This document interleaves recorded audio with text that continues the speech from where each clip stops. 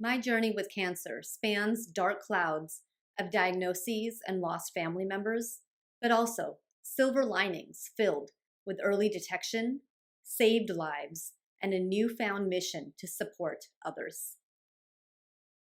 My name is Parul Somani, and I was 6 years old when my mother was diagnosed with early onset breast cancer in her 30s. We were immigrants facing cancer privately and protecting the diagnosis like a family secret, even well after she was in remission. I was 14 when my mother spent months living in India caring for my grandfather after his cancer diagnosis. I remember visiting him, saying goodbye, and realizing it would be the last time I would ever see him again. I didn't know then that all three of my grandfather's sisters and an additional three of their daughters and granddaughters would also pass away from cancer. It would be 15 years later before I learned there was a genetic link between my grandfather's, my mother's, and ultimately my own cancer diagnosis. I consider myself lucky to have gotten genetic testing done in 2012 before Angelina Jolie brought the conversation to the forefront. I was the first in my family to learn we carry a mutation in the BRCA1 gene, resulting in a very high risk of breast and ovarian cancer, as well as an increased risk of certain other cancers. Hearing the shocking news the way I did was a failure of the healthcare system. But learning that information ultimately saved my life. It was just 2 years later when I felt a lump in my chest. But since I was 31 years old and 38 weeks pregnant, doctors assured me it was likely just a clogged milk duct. Days later, my water broke and my newborn arrived via C-section. Empowered by the knowledge of my genetic mutation and high risk, I advocated for an ultrasound and biopsy, and my husband wheeled me from the NICU to the breast clinic. I'll never forget putting down my newborn daughter to answer the phone and hear the breast surgeon tell me the mass is malignant after all. I turned back to my mom and I told her it's breast cancer. And I just immediately dropped my face into my hands and just started bawling. And it's like so vivid in my mind. Like I remember everything about that day. My husband was now hearing from his wife, who is 31 years old, that she has breast cancer. And his own mom had passed away when she was 31 years old of breast cancer.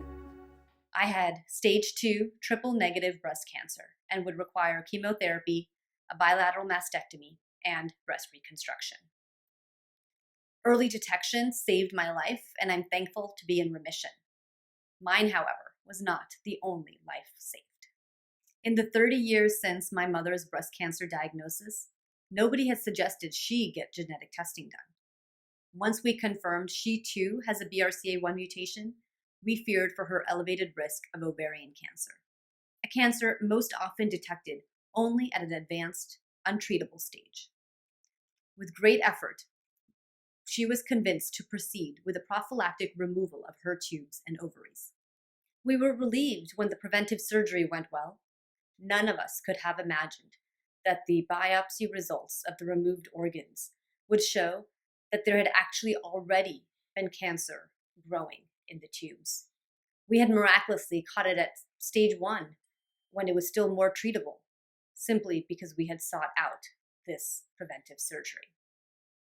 In fact, the tumor was so high grade that had we waited even just a few months until the end of the summer, the cancer would have been spread all over her belly. While my mother still had to proceed with further surgeries and chemo, her prognosis is as good as it could be. Another life saved. Once aware of our family's genetic risk, my sister sought out genetic testing, confirming she too carries the BRCA1 mutation.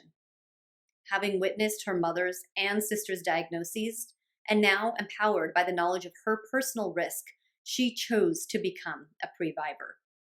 she courageously took preventive actions, effectively eliminating her risk of breast and ovarian cancer, likely saving her own life. Just this past year, I've had another cancer scare. Given elevated CA-125 levels in my blood tests, my oncology team worried that I was now facing my own ovarian cancer diagnosis. A surgery was soon scheduled for the removal of most of my reproductive organs, a measure I intended to soon take anyways to minimize my risk. Thankfully, the biopsy results were negative, indicating no sign of cancer growth. If it was coming, I had beat it. Now I was both a survivor and a previvor. This cancer journey spanned generations across men and women. While it had many dark clouds, we created our own silver linings. We empowered ourselves to be self-advocating patients, saving our family one member at a time. Now I'm on a mission to empower patients to be their own best advocate, to inspire systems to truly be in healthcare and not just sick care.